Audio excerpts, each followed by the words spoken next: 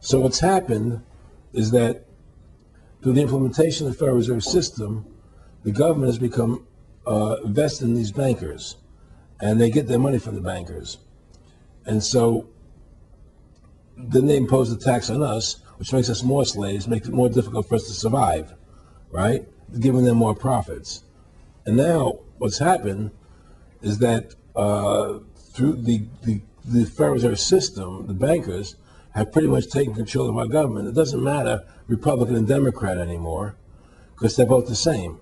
Neither one of them are talking about shutting down the Federal Reserve System or stopping the payment of taxes, or any of the big issues that face Americans, right? So I had a friend, Nick Rockefeller, okay, who was one of the Rockefeller family, and he, when I was running for governor in Nevada, he came to me, introduced himself to me through an attorney, and we became friends. We started talking about things, and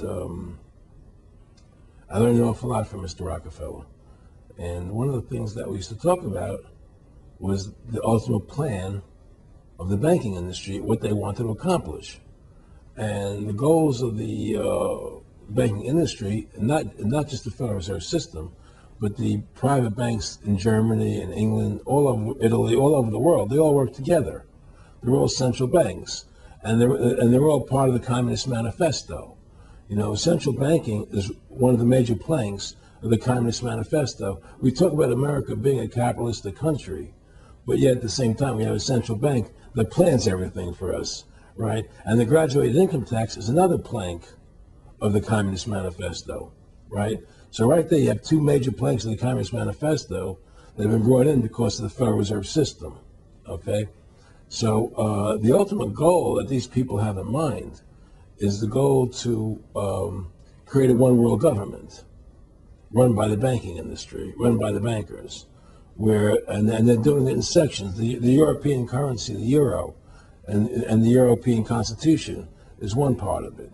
Now they're trying to do it in America with the North American Union, right? And they want to create a new currency called the Amero, right? And the whole agenda is to create a one world government where everybody has an RFID chip implanted in them. All money is to be in those chips, right? There'll be no more cash. And this is given me straight from Rockefeller himself. This is what they want to accomplish. And all money will be in your chips. And so instead of having cash, anytime you have money in your chip, they can take out whatever they want to take out whenever they want to. If they say you owe us this much money in taxes, they just deduct it out of your chip digitally. Total control. Total control.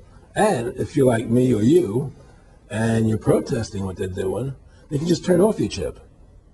And you have nothing. You can't buy food.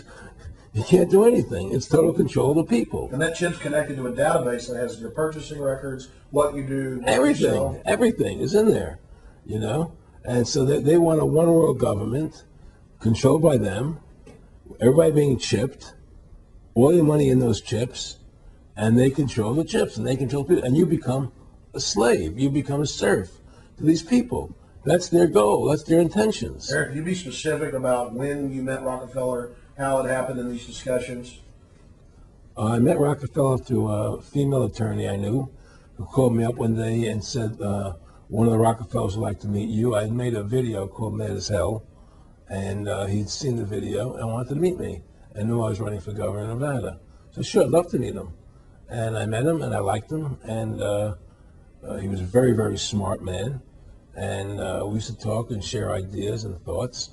And he's the one who told me 11 months before 9/11 ever happened that there was going to be an event. Never told me what the event was going to be, but there was going to be an event. And out of that event, we were going to invade Afghanistan to run pipelines from the Caspian Sea. We were going to invade Iraq, to take over the oil fields, establish a base in the Middle East, and make it all part of the New World Order. And we go after Chavez in Venezuela. And sure enough, later 9/11 happened. And I remember he was telling me how how you're going to see soldiers looking in caves for people in Afghanistan and Pakistan and all these places, and there's going to be this war on terror, which is no real enemy, and the whole thing is a giant hoax, but it's a way for the government to take over the American people. He told you it was going to be a hoax. Oh yeah, there's no question. He says there's going to be war on terror, and he's laughing. There's no who are we fighting? I mean, why do you think 9/11 happened, and then nothing's happened since then? Do you think that our security is so great here that these people who pulled off 9/11 were able can't knock down another plane? Come on, it's ridiculous.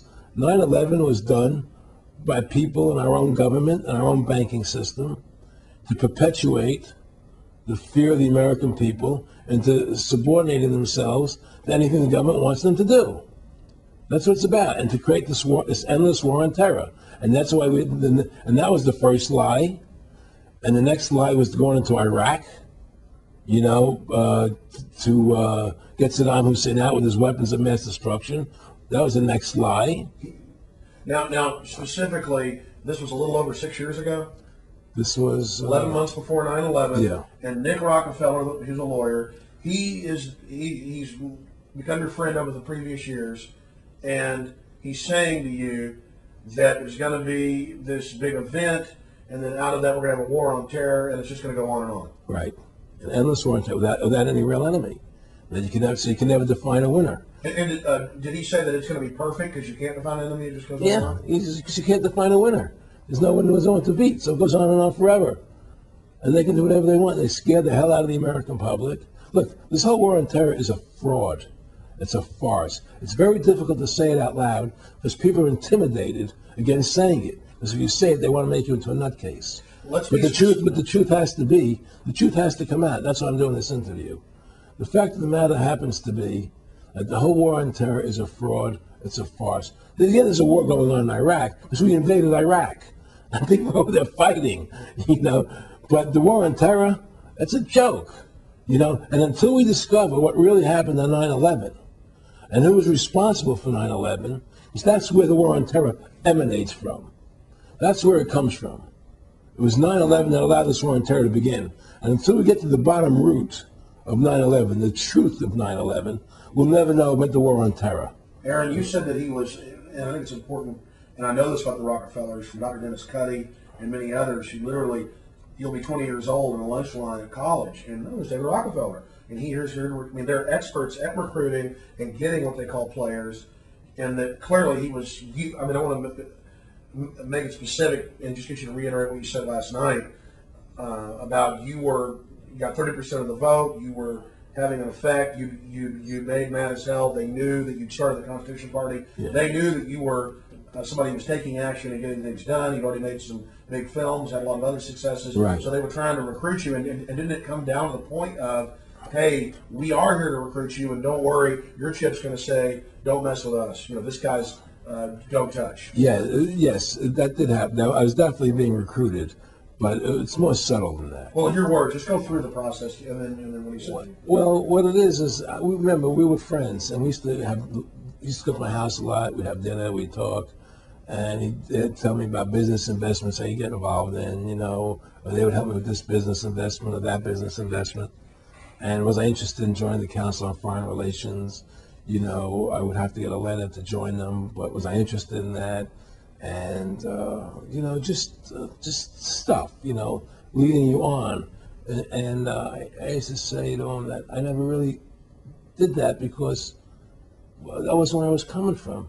As much as I like you, Nick, your ways and my ways we're on the opposite side of the fence. I don't believe in enslaving people.